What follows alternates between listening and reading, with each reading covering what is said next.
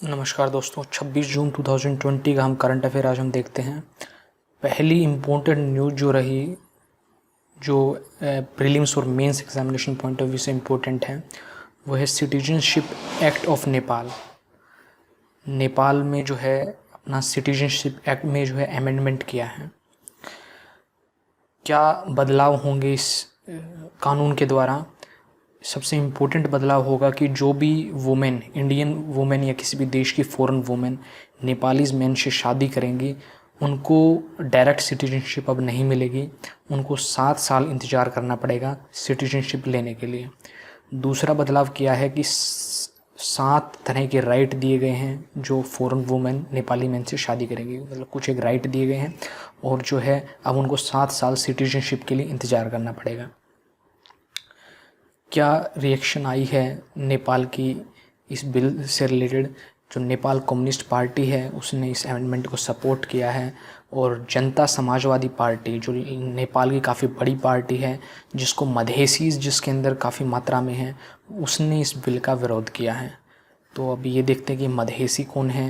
ये रेजिडेंट है, नेपाल के तराई रीजन में पाए जाते हैं, निचले इलाकों में पाए जाते हैं, जो भारत के साथ जुड़ा हुआ है।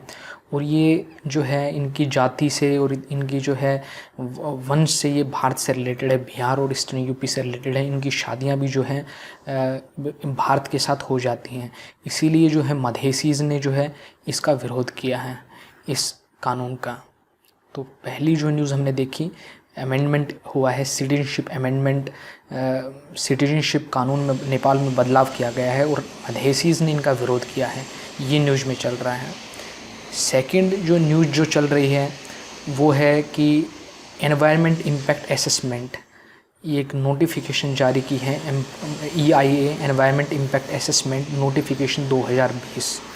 इसका काफ़ी सारे स्टूडेंट्स यूनियन ने जो है विरोध किया है एनवायरनमेंट मिनिस्टर प्रकाश जावड़ेकर के सामने।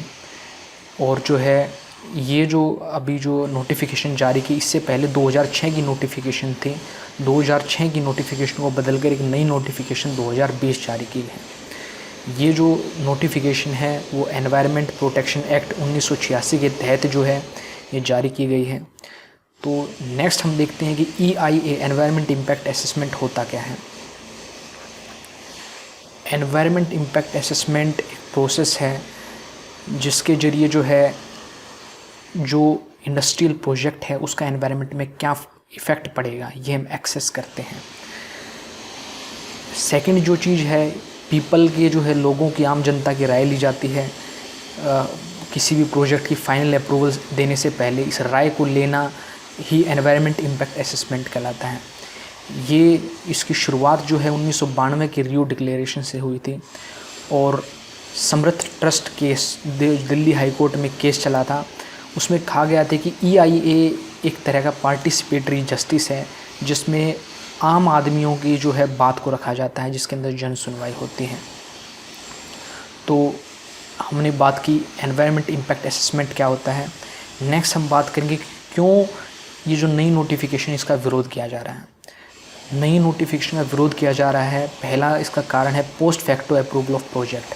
अब क्या होगा कि कंस्ट्रक्शन चालू होने के बाद भी अप्रूवल ले सकते हैं, तो इसका विरोध किया जा रहा है, क्योंकि अगर कंस्ट्रक्शन चालू हो गई तो एनवायरनमेंट पे तो इफ़ेक्ट पड़ गया, उसको हम दोबारा ठीक नहीं कर सकते। तो इस तरह का जो है प्रोविज़न इस नोटिफिकेशन में डालना जो है काफ़ी गलत बताया जा रहा है। दूसरा जो इसका विरोध किया जा रहा है वो है कि जो रिडक्शन किया गया है टाइम पीरियड, 30 दिन से 20 दिन कर दिया गया है। जो टाइम पीरियड होता है कि पब्लिक की हियरिंग होती है, पब्लिक से पता लगाया जाता है, सुना जाता है कि एनवायरनमेंट, उनसे जो असेसमेंट लिया जाता है उसको घटा दिया गया है, 30 दिन से 20 दिन कर दिया गया है। नेक्स्ट जो हम देखते हैं वो है कि जो 2006 की नोटिफिकेशन में जो है हर 6 महीने के बाद जो है इंडस्ट्री को रिपोर्ट भेजनी पड़ती थी कि वो जो भी कार्य कर रहे हैं वो गाइडलाइन के अनुसार कर रहे हैं, लेकिन अब ये रिपोर्ट जो है साल में एक बार भेजनी पड़ेगी। तो इसका विरोध किया जा रहा है। नेक्स्ट जो प्रोविज़न है जिसका विरोध किया जा रहा है वो है कि जो भी स्ट्रेटेजिक जो प्रोजेक्ट हैं, इसमें एक चीज़ डाली है कि सेंट्रल गवर्नमेंट जिस भी प्रोजेक्ट को स्ट्रेटेजिक घोषित कर देगी उसमें कोई एनवायरनमेंट इम्पैक्ट असेसमेंट नहीं होगा। तो इस चीज़ का भी विरोध किया जा रहा है।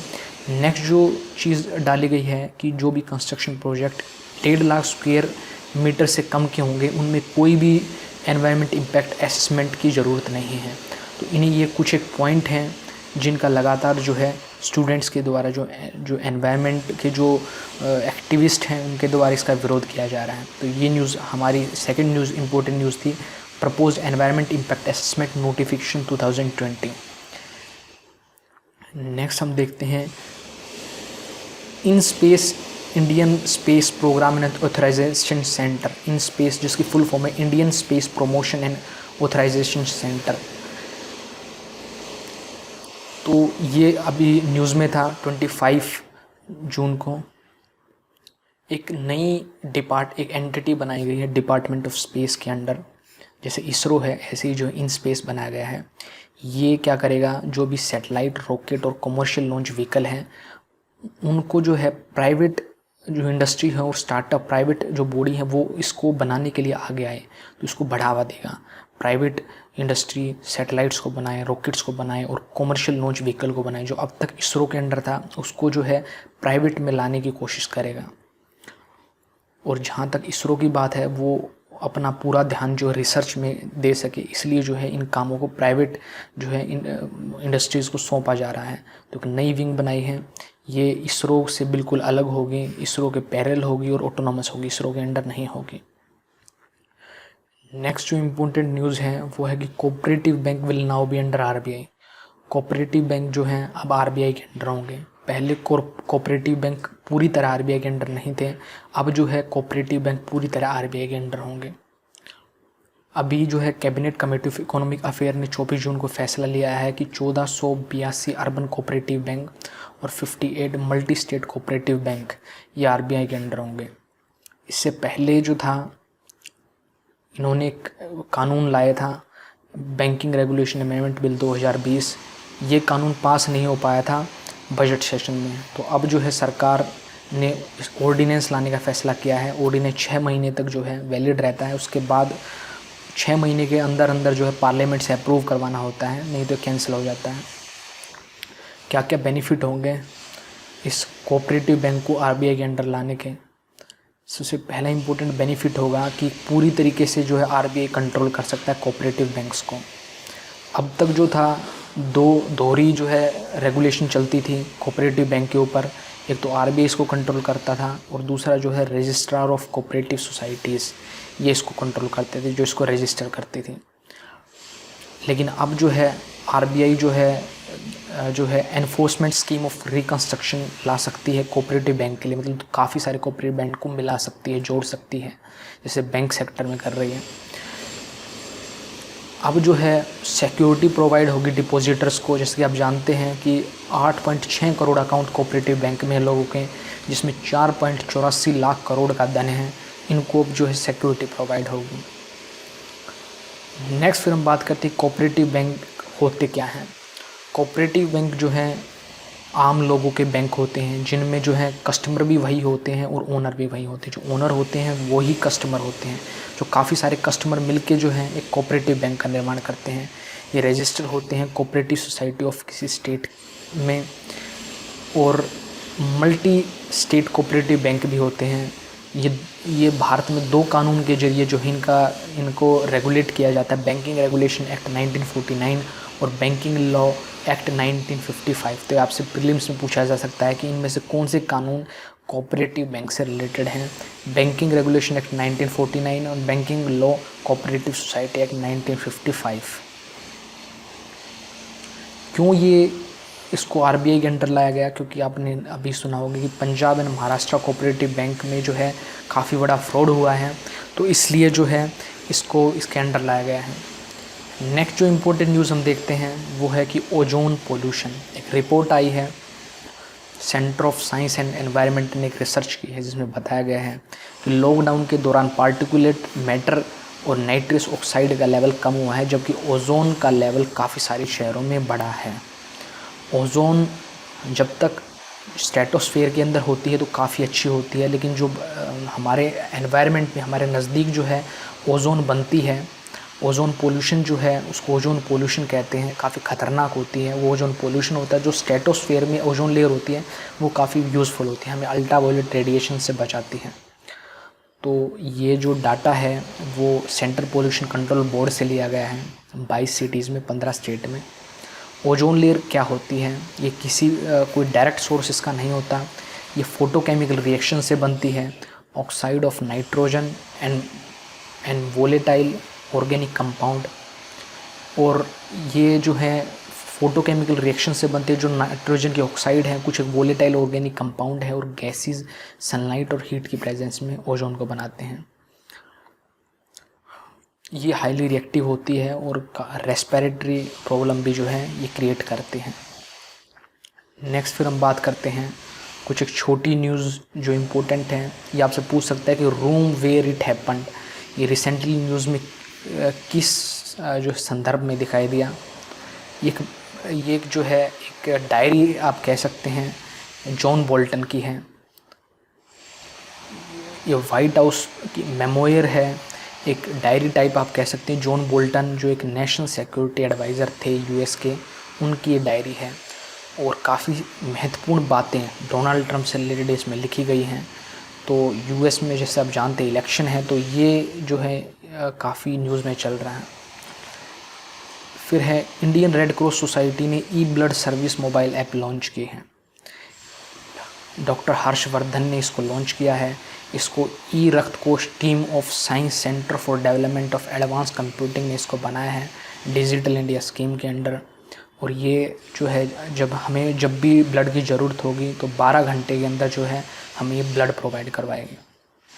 नेक्स्ट फिर हम बात करते हैं कोकोलिथोफोर्स जो हैं, ये न्यूज़ में थे, पीआईबी में आया हुआ है कोकोलिथोफोर्स। ये एक तरह की जो है एक एल्गी होती है जो कैल्शियम कार्बोनेट बनाती है।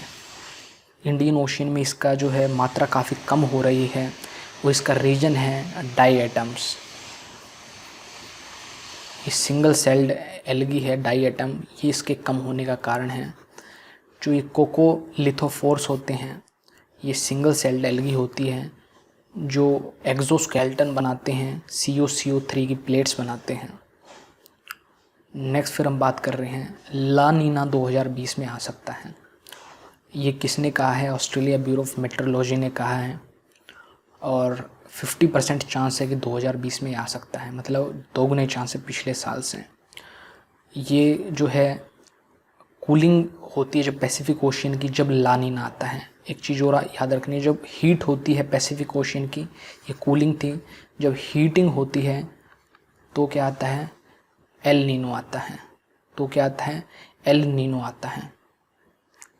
एल नीनो आता है। जब एल नीनो आता है तो मॉनसून क्या होती है? मॉनसून कम होती है। उस साल जो है देश के अंदर मॉनसून कम होती है। और जब ये कब होती है? जब हीटिंग के कारण होती है। जब कूलिंग होती है तो क्या होता है? पैसिफिक ओशन की जब कूलिंग होती है तो क्या आता है? ला नीना आता है। ला नीना आता है तो मॉनसून क्या होती है? बढ़ती है। ये आपको याद रखना है। नेक्स्ट फिर हम बात करते हैं नेविगेटिंग द न्यू नॉर्मल। ये कैंपेन है जो नीति आयोग ने लॉन्च किया है, बिहेवियरल चेंज कैंपेन है। 25 जून 2020 को नीति आयोग ने लॉन्च किया है। ये एक जो है आपको कौन सी बेटर जो है आपको कोविड-19 से बचने के लिए बिहेवियर में कैसे चेंज हो इसकी कोशिश करेगा। ये एम्पावर्ड ग्रुप 6 ने इसको बनाया है। नेक्स्ट फिर हम बात करते हैं हरित हरम प्रोग्राम। ये कर्नाटका का प्रोग्राम है जो चीफ मिनिस्टर के चंद्रशेखर राव ने लॉन्च किया है। और इस प्रोग्राम के तहत तेलंगाना गवर्नमेंट ने एक उद्देश्य रखा है, ऑब्जेक्टिव रखा है, फॉरेस्ट कवर को इंक्रीज़ करना है 33% फ्रॉम 24%। और ये 6th फेज है हरित हरम प्रोग्राम का भी जो है लॉन्च किया गया है। नेक्स्ट फिर हम बात करते हैं विवेकानंद योग यूनिवर्सिटी। दुनिया की पहली योग यूनिवर्सिटी भारत के बाहर लॉन्च की गई है। भारत के अंदर भी जो पहली यूनिवर्सिटी है वो विवेकानंद योग यूनिवर्सिटी ही है। वर्ल्ड इंडिया के बाहर इसको United state Los Angeles city में इसको लॉन्च किया गया है। और ये 6th इंटरनेशनल योग डे के मौके पर इसको लॉन्च किया गया है। Thank you.